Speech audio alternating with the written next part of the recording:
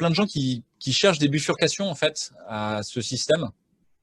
Alors dedans, il y a des trucs qui marcheront, des trucs qui marcheront pas, mais c'est hyper inventif, quoi. Il y a plein de choses qui donnent plein d'imaginaire. Les ZAD, par exemple, les ZAD sont un lieu qui revendique d'être dans une réaction violente à une réaction violente sur eux, mais où il y a plein d'expérimentations sociales, techniques, culturelles, qui cherchent à faire des choses résilientes, des techniques low-tech, c'est-à-dire basse technologie, réutilisables par n'importe qui, en licence libre. Voilà, au sein même du numérique, il y a tout le mouvement de dégooglisation d'Internet avec Framasoft, et entre autres, et qui disent eux très bien, hein, quand c'est gratuit, c'est toi le produit. Et c'est le slogan de dégooglisons Internet. Je pense qu'ils ont complètement raison, quoi. Vous devriez regarder ça en face. Quand c'est gratuit, c'est toi le produit, quoi. Et donc, toutes les pousses d'autres choses sont prêtes. Et il va falloir que dans ce truc-là, d'autres expérimentations se fassent parce que les mêmes erreurs vont se faire que celles qui ont toujours été faites. C'est-à-dire des gens qui voudraient un truc complètement horizontal, en faisant fi du fait que des individus peuvent germer et qu'il y a besoin de leur lumière et que c'est bien en fait qu'il y ait de l'individuation et que s'il y a quelqu'un qui a de la puissance d'agir, qui sort du lot et qui a quelque chose à offrir au groupe, bah, il faut le laisser faire. Au contraire, il faut l'aider. Ça devient un des héros du groupe. Au contraire, il y a des gens, ils vont être juste dans essayer de renforcer les liens, et ça, ce sera très bien aussi, mais ce sera leur individualité verticale aussi de faire ça. Et à l'inverse, vous aurez aussi de la volonté de puissance, c'est-à-dire des gens qui sortent et qui ont envie de prendre la puissance sur le groupe, parce que ça, voilà, dans les gens qui émergent, il y a des paranoïaques pervers. Donc, cela, il va falloir que le groupe arrive à trouver des moyens de le juguler. Donc on est en permanence dans cette tension entre individuation et socialisation, et il y a besoin des deux. On en a déjà parlé ce matin, donc je n'ai pas envie forcément d'en trop reparler, mais il y a plein d'espoir. Donc comment on peut faire en pratique pour aller vers la joie?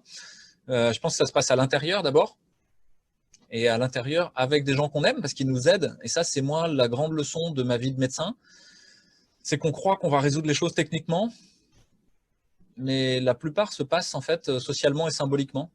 La vraie résolution de la souffrance. Une fois qu'on a dit ça, comment on s'en sort, en fait, ou comment on propose autre chose? Souffler sur les braises des gens qui sont peut-être un peu d'accord avec vous, avant d'aller sur les gens où c'est dur, allez sur les gens où c'est peut-être facile. Mettez-vous en lien et prenez de la puissance d'agir à plusieurs. La technique n'est pas neutre. Souvent, c'est ce qu'on te fait croire. On dit, avec un couteau, tu peux tuer quelqu'un ou tu peux peler une pomme ou construire quelque chose. Et donc, c'est finalement l'utilisateur qui décide de ce qui se passe avec la technique. C'est pas tout à fait vrai, parce qu'il y a une intention qui préside à la technique. Donc l'intention est hyper importante. L'intention des gens qui vous fabriquent votre iPhone, c'est pas de vous rendre libre, c'est de vous asservir à une maille, une toile d'araignée dans laquelle vous êtes pris et dont vous ne pourrez plus sortir. Et la première chose que vous demande d'ailleurs votre iPhone, c'est votre numéro de carte bleue. Et pour l'iPad aussi. Donc l'intention est quand même importante, même si effectivement avec votre téléphone, pas celui-là, mais vous allez pouvoir vous filmer comme on est en train de faire et faire des vidéos pédagogiques, vous allez pouvoir faire une pièce de théâtre avec vos copains et la retransmettre, etc. C'est vrai aussi. Ça a fait penser à certains que finalement l'outil pouvait être utilisé comme un poison ou un remède. C'est la notion en médecine de pharmacone. Pharmacone, c'est l'idée que le poison, c'est aussi un remède. Ça dépend de la dose, ça dépend de l'usage, ça dépend dans quelle indication on l'utilise, etc. Ça, c'est le propos de Bernard Stiegler, de penser qu'on peut utiliser la technique comme un pharmacone. Et c'est le cas. Quand on utilise la technique pour réussir à protéger un médecin qui va se faire inquiéter par sa direction et que ça sert à envoyer des mails pour qu'il ne se fasse pas embêter, sûrement, là, c'est un remède. Quand au contraire c'est pour être écouté, pour que tout ce qu'on dit soit repris par des fact-checkers qui vont regarder, oui, est-ce que c'est vrai, et dangereux complotiste et tout ça. Bon, voilà, c'est plutôt un poison, quoi. Donc il y a l'idée que la neutralité de la technique, elle est pas, pour moi, elle tient dans l'intention et elle tient un peu dans l'usage, mais pas tant que ça. Et surtout, à la fin, il y a à faire le compte de manière ample.